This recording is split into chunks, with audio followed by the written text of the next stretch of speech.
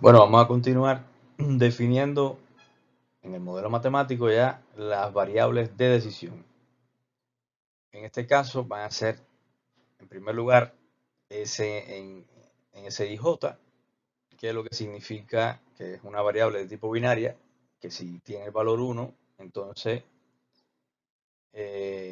significa que se construyó un parque fotovoltaico en la zona I empleando el panel J. Sí, pues, suponemos que tenemos todos los paneles y todas las zonas eh, ordenadas de la 1 a la NZ, en el caso de la zona, y de la misma forma, en el caso de los paneles, de la cantidad de paneles que tenga disponible, pues entonces esta es la primera variable. Un 1 sí se construye. Esta variable toma el valor 1, sí se construye un parque fotovoltaico en la zona I usando el panel J. Y bueno, toma 0 de lo contrario, toma 0 si no se construye ningún panel, ningún parque fotovoltaico en la zona I usando el panel J.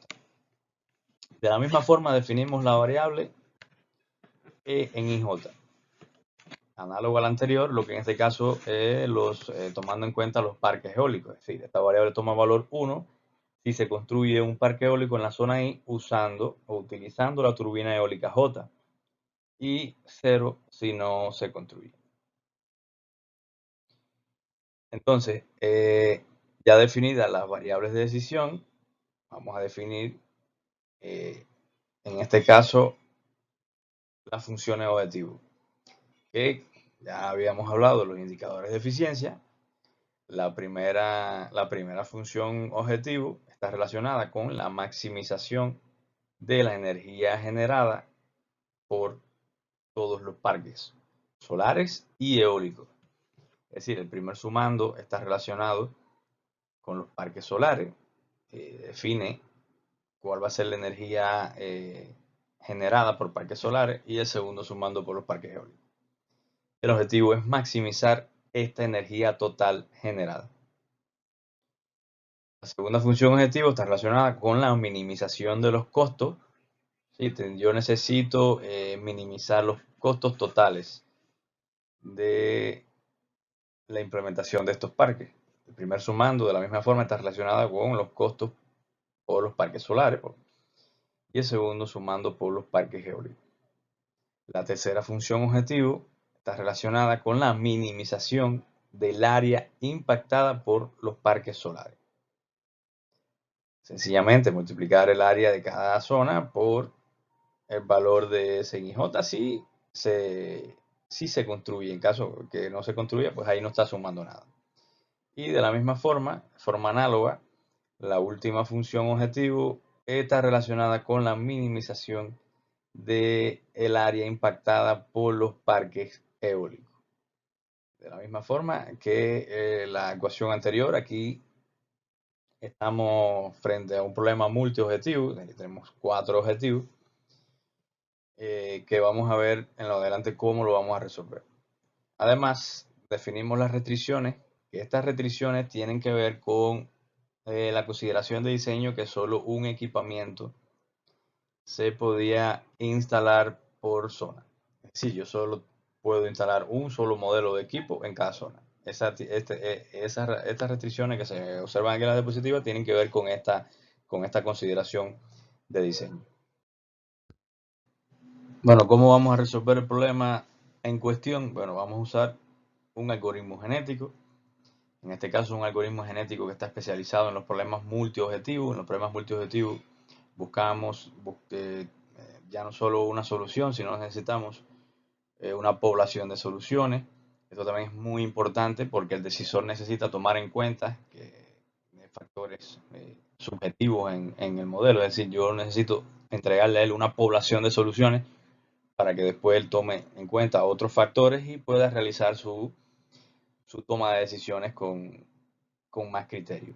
Entonces, el problema en cuestión lo vamos a resolver con el algoritmo genético NSGA2, que es especializado en optimización multiobjetivo, pero básicamente es un algoritmo genético de lo que vimos en a lo largo de la clase. Aquí lo único que cambia es el criterio de actitud que vamos a tener en cuenta. Que este criterio de actitud sí ya tiene que estar alineado al problema multiobjetivo que estamos resolviendo.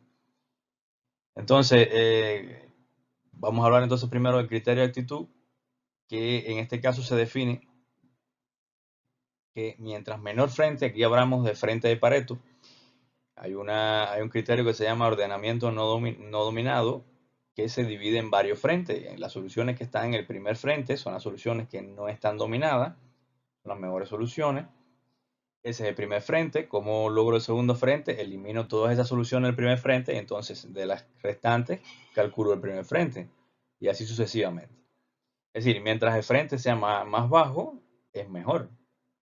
Y en el caso que tengan el mismo frente de Pareto, que las soluciones, que dos soluciones estén o se encuentren en el mismo frente de Pareto, entonces se utiliza la distancia de aglomeración, que tiene que ver con cuántos puntos tiene cercano el punto, la sumatoria de las distancias al punto que estamos tratando.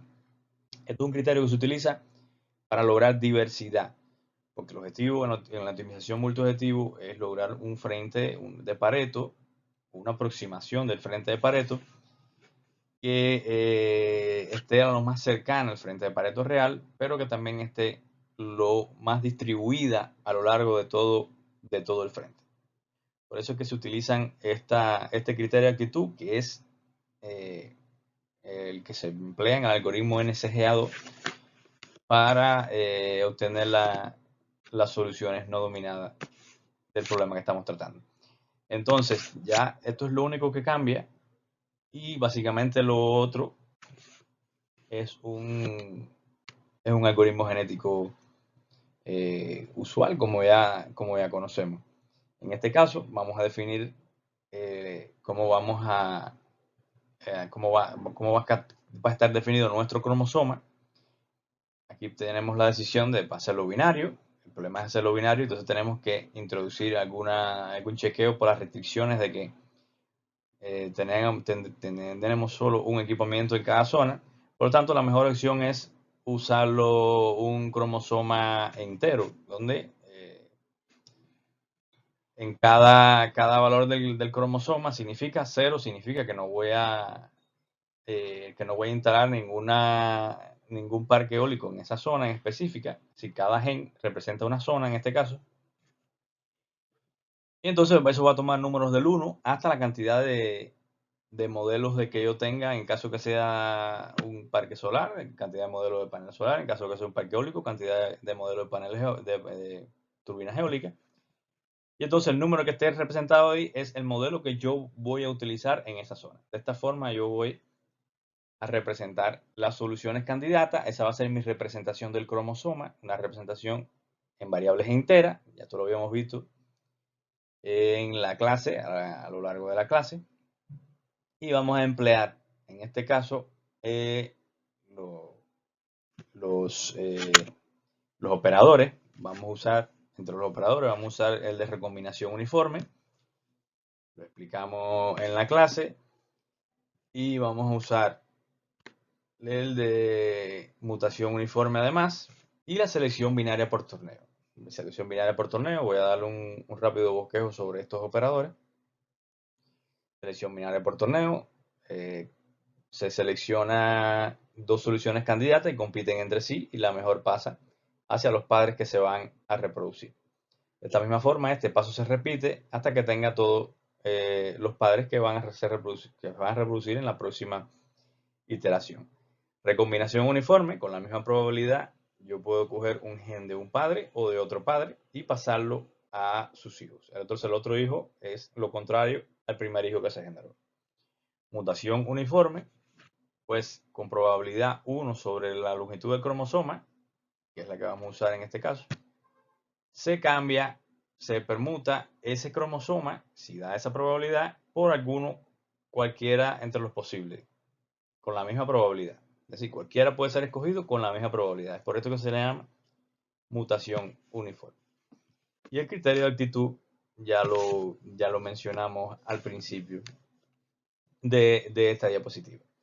De esta forma, con esta configuración, pues puede resolverse este problema relacionado con la optimización de la implementación de parques solares y eólicos utilizando esta meta heurística de los algoritmos genéticos y modificándola para que tenga en cuenta que el problema es un problema multiobjetivo.